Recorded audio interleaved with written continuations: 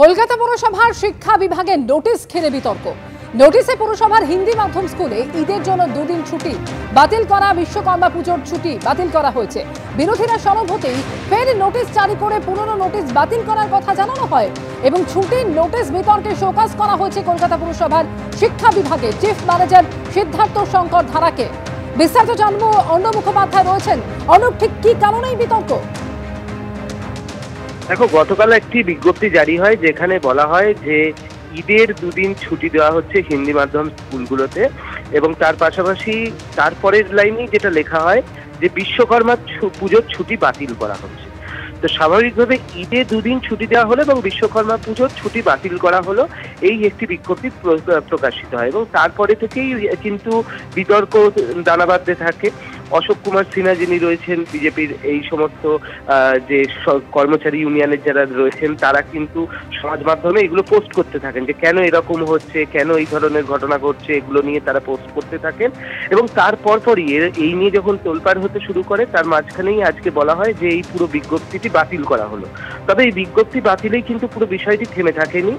এই একটি আলাদাভাবে মিডিয়া নোট পাঠানো হয়েছে কলকাতা পুরসভার তরফ থেকে, যেখানে বলা হয়েছে যে এটা তো তোমার সরকারি নিয়ম মেনে ছুটি হবে, ছুটিটা একদমই যে বিজ্ঞপ্তি দেওয়া হয়েছে সেরকম ভাবে হবে না।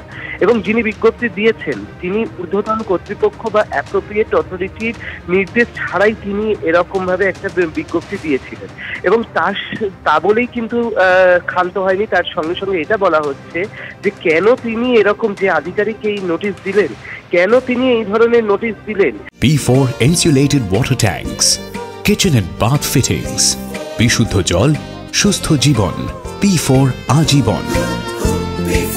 কি উদ্দেশ্যে তিনি দিলেন সেটাও কিন্তু খতিয়ে দেখা হবে, এমনটা বলা হয়েছে। এবং তার পরিপ্রেক্ষিতেই এই ডিপার্টমেন্টাল যে অ্যাকশন, সেই অ্যাকশন নেওয়া হয়েছে।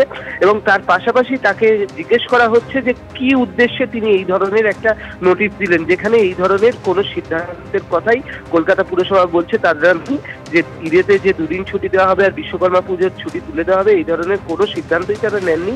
হঠাৎ করে আধিকারিকের মাথায় এসছে এবং তিনি দিয়ে দিয়েছেন, এবং কেন দিয়েছেন, কি উদ্দেশ্যে দিয়েছেন, সেই পুরো বিষয়টি খতিয়ে দেখা হবে বলে পুরসভার পক্ষ থেকে জানানো হয়েছে। ধন্যবাদ অর্ণব তোমাকে।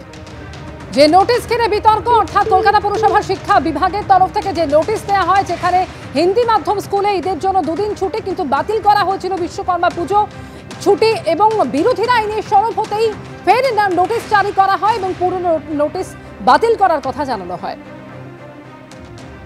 এবার কলকাতা শহরে বিশ্বকর্মার ছুটি বাতিল করা হলো এবং বিশ্বকর্মার ছুটি বাতিল করে কলকাতা কর্পোরেশনের স্কুলগুলিতে ঈদ উল ফিতরের ছুটি দুদিন করা হলো। সারা ভারতবর্ষে ঈদ উল ফিতরের ছুটি একদিন হয়, কিন্তু কলকাতা কর্পোরেশন যেহেতু জনাব ফিরহাদ সুরাবর্দী হাকিমের দ্বারা শাসিত, যিনি দাওয়াত ইসলামের কথা বলেন, তাই এখানে দুদিন করা হলো। রাজ্যের মুখিয়া মাননীয়া অমৃত কুম্ভকে মৃত্যু কুম্ভ বলতে পারেন, তার মেয়র, তার প্রিয় ববি কলকাতা কর্পোরেশনে বিশ্বকর্মার ছুটি বাতিল করে ঈদের ছুটি দুদিন বাড়াবেন, সেটাই তো স্বাভাবিক। একটা সার্কুলার চিফ ম্যানেজার শিক্ষা বিভাগ করেছে, যেটা তার এখতিয়ার বহির্ভূত। তিনি কোনো পলিসি ডিসিশন নিতে পারেন না। কলকাতা কর্পোরেশনের ছুটির তালিকা তৈরি হয় রাজ্য সরকারের ছুটির তালিকাকে মেনে, সেইটাকে দেখেই তৈরি হয়। তিনি তার বাইরে এরকম একটা সার্কুলার করার তার ক্ষমতা নেই। এই সার্কুলারটা যখনই আমাদের নলেজে আসে, সাথে সাথে এই সার্কুলার ক্যান্সেল করা হয়। Municipal commissioner chief manager education ডিপার্টমেন্টকে শোকজ নোটিশ জারি করেছে। আমরা এর বিরুদ্ধে এটা খুব সিরিয়াসলি নিয়েছি এই ম্যাটারটাকে।